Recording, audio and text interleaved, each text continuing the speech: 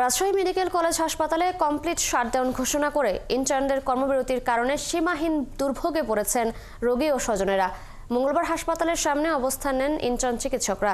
সেখানে মানববন্ধনে তারা জানান, এমবিবিএস ও বিডিএস ছাড়া অন্য কাউকে চিকিৎসকের স্বীকৃতি না দেওয়া সহ 5 দফা দাবিতে কেন্দ্রীয় কর্মসূচির অংশ হিসেবে এই আন্দোলন চলছে।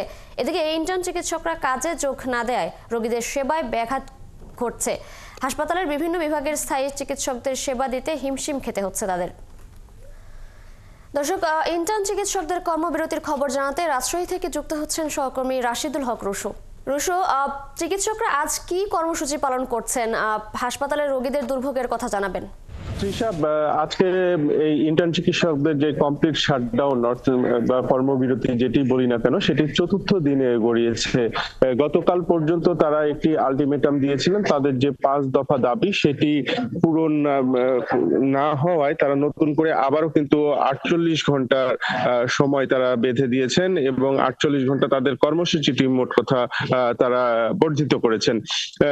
এই যে কর্মসূচি আমরা যেটি গতকাল দেখেছিলাম, যে শুধুমাত্র যে রাজশাহী মেডিকেল কলেজ হাসপাতালের ইন্টার্ন চিকিৎসক তারাই নয়, তাদের সাথে রাজশাহী মেডিকেল কলেজের যে শিক্ষার্থী, প্রথম বর্ষ থেকে পঞ্চম বর্ষ থেকে সকল স্তরের শিক্ষার্থীরা কিন্তু তাদের এই ক্লাস পরীক্ষা বর্জন করে এই চিকিৎসকদের দাবির সাথে একাত্মতা ঘোষণা করেছেন। পাশাপাশি আমরা আরো যেটি দেখেছি, গতকাল শিক্ষকরা, বেশ কয়েকজন শিক্ষক, রাজশাহী মেডিকেল কলেজ হাসপাতালের অধ্যক্ষ সহ আরো বেশ কয়েকজন শিক্ষক কিন্তু শিক্ষার্থী এবং ইন্টার্ন চিকিৎসকদের দাবির সাথে একাত্মতা ঘোষণা করে তারা রাস্তায় দাঁড়িয়েছেন, মানববন্ধন করেছেন, বিক্ষোভ সমাবেশ করেছেন।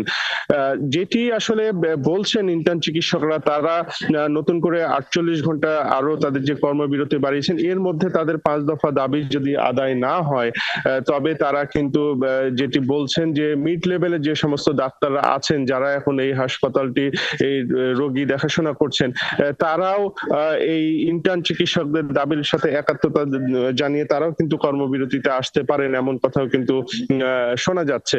তো এটি হলে কিন্তু এক ধরনের ভয়ঙ্কর অবস্থা হয়ে যাবে, কারণ আপনি জানেন যে রাজশাহী মেডিকেল কলেজ হাসপাতাল নয়, এই সরকারি হাসপাতালগুলোর মূল যে কাজটি বলা হয়ে থাকে হাসপাতালের প্রাণ এই ইন্টার্ন চিকিৎসকদের। রাজশাহী মেডিকেল কলেজ হাসপাতালের কথা যদি বলি, 277 জন ইন্টার্ন চিকিৎসক কিন্তু বিভিন্ন ধাপে ধাপে সেবা দিয়ে আসেন রোগীদের, কিন্তু এই 257 জন একসাথে তারা কাজ বন্ধ রেখেছেন। আমরা কথা বলেছিলাম রাজশাহী মেডিকেল কলেজ হাসপাতালের মুখপাত্র ডক্টর শঙ্করকে বিশ্বাসের সাথে, তো তিনি যেটি বলছেন যে হ্যাঁ, এটি তো স্বাভাবিক, যেহেতু এতজন ডাক্তার একসাথে যদি কাজ বন্ধ রাখেন, এটি তো প্রভাব পড়ছে। মিড লেভেলের ডাক্তাররা আসলে হাসপাতালটির রোগী দেখাশোনা করছেন, রোগীর চিকিৎসা দিচ্ছেন।